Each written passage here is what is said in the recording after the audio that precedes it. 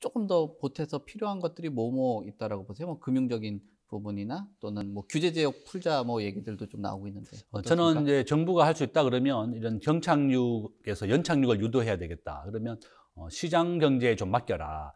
과거에는 부동산 가격이 급등하게 올랐던 것이 부동산 공급이 없었기 때문에 네, 그렇게 많이 그렇죠. 올랐었고, 지금 윤석열 정부나 오세훈 시장 입장에서는 시장 경제에 맡겨서 재건축이 필요한 것은 적소에다가 재건축을 허락하겠다고 하는 방침이거든요. 그러면 어차피 재건축을 허락을 하더라도 이사를 가고 이주를 하는 시기는 앞으로 한 5년 뒤가 될 겁니다. 네네네. 최소한 3년 이상이 걸리고 10년 뒤에나 돼야지 이 재건축이 되는 집에 다시 거주를 할 수 있는 겁니다. 제가 한 얼마 전에 압구정동 한번 가봤습니다. 네. 압구정동 현대아파트 갔더니 32억 정도 하더라고요. 아, 그래서 앞으로 이게 최고 한 45억까지 갈 거다. 네. 평당 뭐 2억 5천만 원, 60억이네 그러니까 그렇죠.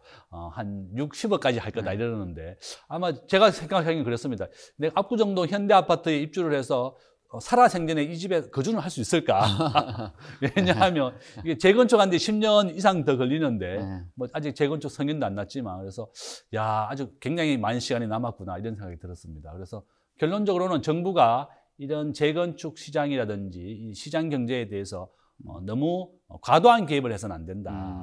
초과이익 한수제는 이익 난 거에 30%를 내라는 거고, 우리가 종부세도 마찬가지죠. 네. 내가 팔아서 세금 내는 것은 내가 이해가 가는데 내가 집을 가지고 있다고 해서 거기에 대해서 팔지도 않은 이익에 대해서 세금을 미리 내라고 하는 것이 바로 종부세입니다. 문재인 정부 때 최고 종부세가 700% 가까이 올랐거든요. 네.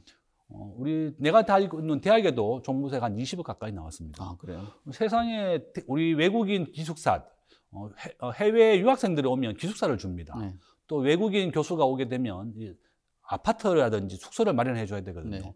이런 거에 대해서 다 세금을 부과했습니다. 그래서 대학에 있는 아파트라든지 대학 교수가 가지고 있는 기숙사는 이거 학생들이 계속 가지고 있는 거고, 교육부의 허락을 받아서 매매가 가능합니다. 팔지도 못합니다. 교육부 허락을 안 해주면 팔 수가 없는 건데, 여기에 대해서 종부세를 내렸다.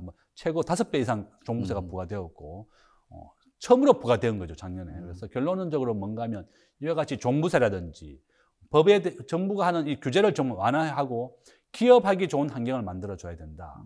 우리나라는 지금 법인세가 27%고요. 싱가포르는 법인세가 17%입니다. 10%나 더 높기 때문에 우리나라 기업이 작년에 우리나라 기업이 떠난 것이 들어온 것보다 5배가 넘습니다. 지금 현재 대학을 졸업한 청년 취업률이 45%입니다. 100명이 대학을 졸업하면 반도 취업을 못하는 상황이다. 왜냐하면 다 공장을 미국에 짓고 베트남에 짓지 한국에 더 이상 공장을 짓지 않는다. 그래서 저는 정부가 법인세도 싱가포르 수준으로 좀 낮춰야 되겠고, 또 기업하기 좋은 환경을 만들어줘서 그래야만 부동산 가격도 상승하게 되는 겁니다. 모든 자산 가치가 상승하려면 기업하기 좋은 환경을 만들어야 되겠다. 저는 금융과 관련해서는 이런 환율이 오르는 거에 대비해서 가장 좋은 방법은, 주식 투자하는 방법은 시가총액 1등을 사는 겁니다. 전 세계 주식 시장에서 미국이 차지하는 비중이 60%고 한국은 1.5%밖에 안 되거든요. 네.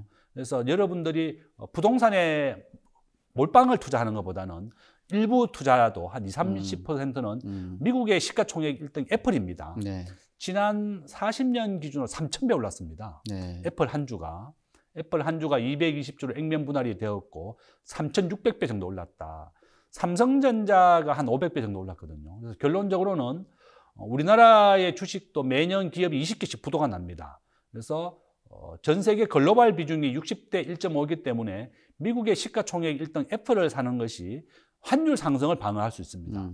환율이 25%나 올랐기 때문에 주가가 일부 조정을 받았더라도 아직 흑자인 경우가 많습니다. 그래서 여러분들이 가지고 있는 부동산 자산의 일부를 이렇게 미국의 시가총액 1등에 분산 투자하는 것도 좋은 방법이다. 이렇게 또 말씀을 드립니다. 네.